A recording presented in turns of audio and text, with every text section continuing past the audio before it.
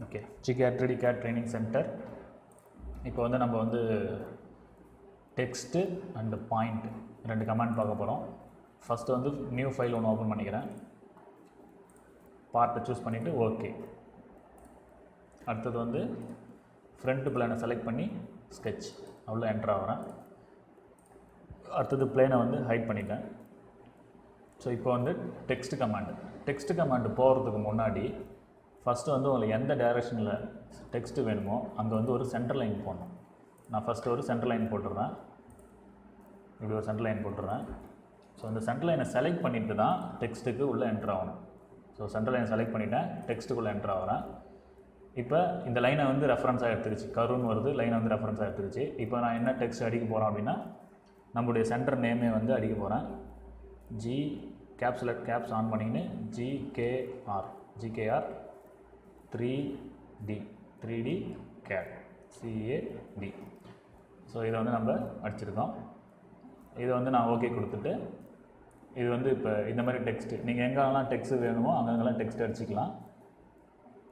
முக்கியமாக டெக்ஸ்ட்டு வந்து எங்கே அதிகமாக யூஸ் ஆகும் அப்படின்னா நம்ம கம்பெனியோட லோகோ, அப்படி இல்லைனா வந்து என்கிரேவிங்னா நம்பர் தான் என்கிரேவிங் பண்ணுவாங்க. இப்போ எக்ஸாம்பிளுக்கு ஒரு காம்பனண்ட் ரெடி பண்ணுறாங்க அப்படின்னா அந்த காம்பனண்ட் வந்து எந்த டேட்டில் ப்ரொடக்ஷன் பண்ணியிருக்காங்க அப்படின்னு சொல்லிட்டு பேட்ச் கோட்லாம் அடிப்பாங்க. ஸோ அதுக்கெலாம் வந்து இந்த மாதிரி இது வந்து யூஸ் ஆகும். இதில் வந்து இந்த போல்டெலாம் இருக்குது, போல்டு, இன்க்ளைண்டு, இதெல்லாம் வந்து வேர்டில் என்னவோ அது அப்படியே இருக்குது. இதில் இதையும் யூஸ் பண்ணிக்கலாம். இதை செலக்ட் பண்ணிவிட்டு இதை செலக்ட் பண்ணிங்கன்னா போல்டாக மாறும், இன்க்ளைண்டாக மாறும். இதே தான் இது வந்து நான் இப்போ எக்ஸ்ட்ரூட் பண்ணி காட்டுறேன் உங்களுக்கு. ஃபீச்சர் எக்ஸ்ட்ரூட் எவ்வளோ டிஸ்டன்ஸில் வேணுமோ அவ்வளோ டிஸ்டன்ஸில் எக்ஸ்ட்ரூட் பண்ணிக்கலாம். நான் இப்போ 3 mm கொடுக்குறேன். 3 mm கொடுத்துட்டு ஓகே கொடுக்குறேன். ஸோ வந்து இந்த மாதிரி எக்ஸ்ட்ரூட் ஆகிடுச்சு. இந்த மாதிரி நீங்கள் வந்து உங்கள் பேர்லாம் கூட அழகாக போட்டு எக்ஸ்ட்ரூட் பண்ணி அழகாக எடுத்து வச்சுக்கலாம். அதெல்லாம் இந்த மாதிரி இருக்குது.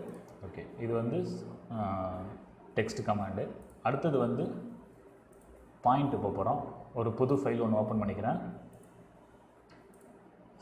ஃப்ரண்ட் பிளானை செலக்ட் பண்ணி ஸ்கெட்சுக்குள்ளே என்ட்ரு ஆகிறேன். அதில் பார்த்தீங்கன்னா பாயிண்ட் அப்படின்னு சொல்லிட்டு ஒரு கமாண்ட் இருக்குது. இந்த பாயிண்ட் வந்து எங்கெங்கெல்லாம் யூஸ் ஆகணும் அப்படின்றத நம்ம வந்து பார்த்துடலாம். ஃபஸ்ட்டு பாயிண்ட் வந்து பேட்டர்ன் பண்ணுறதுக்கு யூஸ் ஆகும் ஒரு இது.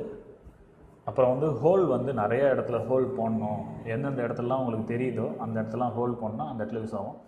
ஸோ ரெண்டுத்தையும் நான் வந்து எக்ஸ்பிளைன் பண்ணும்போது இந்த பாயிண்ட் கமாண்டை யூஸ் பண்ணி உங்களுக்கு எக்ஸ்பிளைன் பண்ணி காட்டுறேன். இப்போதைக்கு ஜஸ்ட் எப்படி வந்து பாயிண்ட் வைக்கிறது அப்படின்றத மட்டும் சொல்லிடுறேன்.